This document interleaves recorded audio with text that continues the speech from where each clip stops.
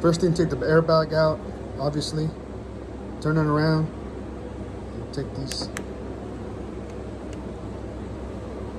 nuts off. It's gonna be 5/16. And they should come out with a little bit of pressure. 1, 2, 3, 4. Just so now it just slides off. Get this stuff out of the way.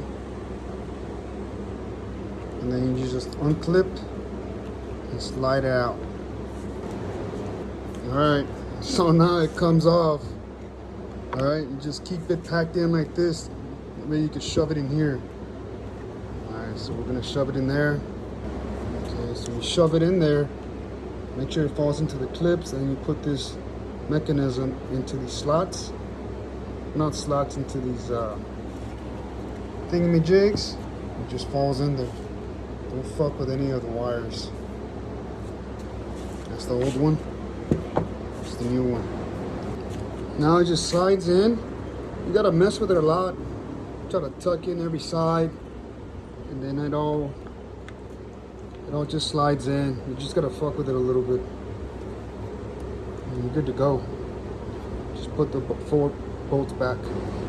All right, here's the finished install of the new cover. Not that bad. Again, just take it off the car. Obviously, 4 bolts. Take them off. Slides off.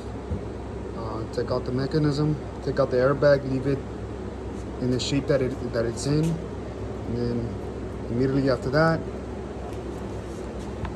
tuck it into the new cover and just slide everything in. The hardest part was getting these things back into the mechanism, but that was easy. You just need to fuck with it a little bit, and then just slides in. Let's put it back in the car.